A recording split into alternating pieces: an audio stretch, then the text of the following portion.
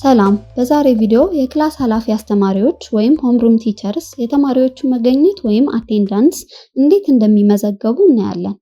መጀመሪያ አስተማሪዎቹ ቲቸርስ ፖርታል በመጠቀም የተሰጣቸውን ዩዘር ኔም እና ፓስዋርድን በማስገባት ወደ ሲስተሙ ይገባሉ።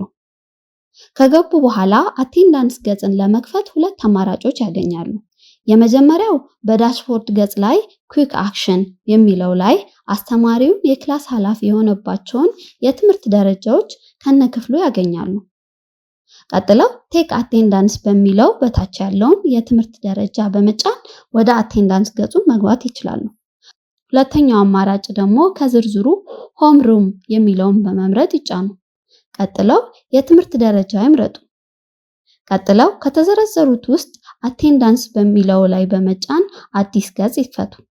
በተከፈተው ገጽ ላይ የተማሪዎችን ዝርዝር የያዘ ሰንጠረዥ ያገኛሉ። በሰንጠረዡ ላይ አቴንዳንስ በሚለው ላይ ፒ ወይም ፕሬዘንት የሚለውን ኦን ሆኖ ይታያል። ክላሱ ላይ ለተገኙት ተማሪዎች ፒ ኦን እንደሆነ ይተውት።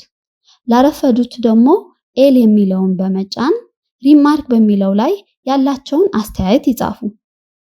ሰንድ ኖቲፊኬሽን ቱ ፓረንት ኦን ስለሆነ ሴቭ ሲያደርጉት ወላጆቹንን ያሳውቃል። ተማሪዎቹ አስፈቅደው ካረፈዱ ሃስ ፐርሚሽን የሚለውን ኦን ያደርጉት። በመጨረሻ ሴቭ የሚለውን በመጫን ያረፈዱትን ተማሪዎችን ቀላሉ መመዝገብ ይችላሉ።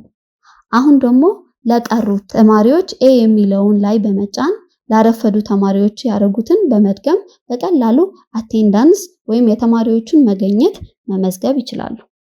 የሁሉም ተማሪዎች አቴንዳንስ ከወሰዱ በኋላ ሴቭ የሚለውን በመጫን የተማሪዎቹን መገኘት መመዝገብ ይችላሉ።